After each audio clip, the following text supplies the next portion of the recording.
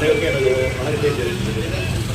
இன்னைக்கு பத்திரிகையாளர்னாலே பொதுவாக எல்லோருக்கும் சமமான ஒரு நிலைப்பாட்டை தான் இந்த அரசு எடுக்கணும்.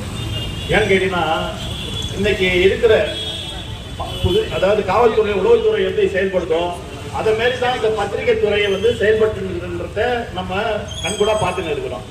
அப்படிப்பட்ட நிலையில உள்ளூர் பத்திரிகைன்ற ஒரு இடத்துல இருக்கக்கூடிய சகோதரர்களை புறக்கணிப்பது இந்த அரசுக்கு கண்டனத்தை தான் தெரிவிக்க வேண்டியது நிலைமையில இருக்கிறோம். ஏன்னு கேட்டீங்கன்னாக்கா, இன்னைக்கு பேரிடர் காலத்துல ஒரு புயலோ இல்ல சுனாமி காலத்திலயோ சரி, அதே நேரத்தில் மழை காலம், பூகம்பம், இந்த மாதிரி நேரத்துல பாத்தீங்கன்னா இன்னைக்கு உள்ளூர் பத்திரிகையாளங்க தான் முதல் தகவல் போய் அவங்க மூலியமா நிவாரண பணிகள் மேற்கொண்டு அப்புறம் தான் வெளி உலகத்துக்கு தெரிஞ்சு மற்ற பத்திரிகையாளர்கள் வரக்கூடிய சூழ்நிலை இருக்குது.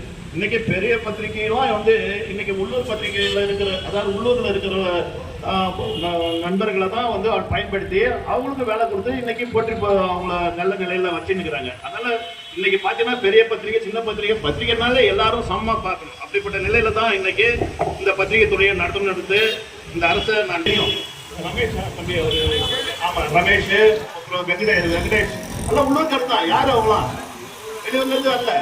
இந்த வெங்கடேஷ் தம்பி என் சகோதரன், அவன் என் சொந்தக்காரர் தான். அவன் கிடமலர்ல வேலை செய்யறான். அப்போ அவங்களுக்கும் அந்த கொரோனா காலத்துல ஒரு இழப்பு வந்துச்சு. அதே மாதிரி இந்த ரமேஷ் அவரும் உள்ளூர் பத்திரிகையை சேர்ந்தவர் தான்.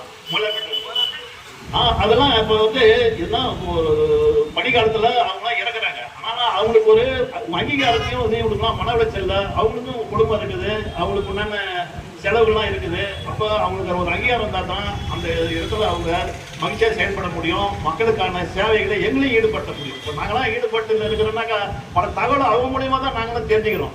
அப்போதான் நாங்கள் சில செய்தியெல்லாம் கையில் எடுத்து உண்மையான தகவலை தெரிஞ்சுக்கினேன். அப்புறமேட்டு இதை பொது வேலையில் நாங்கள் பேசுகிறோம். அதே நேரத்தில் போராட்டத்தில் கலந்துக்கிறோம். இப்படிப்பட்ட நிலையெல்லாம் மாறணும்னாக்கா பத்திரிகையாளர்களுக்கு உண்டான அங்கீகாரத்தை இந்த அரசு கொடுக்கணும். ஏன்னா பத்திரிகையாளர்களுக்கு ஒரு அரசு ஊழியர் இருக்கிறாங்கன்னா, சிஎஸ்ல இருந்து இன்னைக்கு துப்புரவு பணி செய்யறவங்க மரம் எல்லாரும் ஒரே கேட்டகரி தான், அரசு ஊழியர் தான் எல்லாமே. அதே மாதிரி பத்திரிகையாளர்னா பிரிச்சு பார்க்க கூடாது. நீங்க அவங்களுக்கு அங்கீகாரம் கொடுத்து அவங்க தகுதியானவங்களாம் நீங்க மாத்துங்க.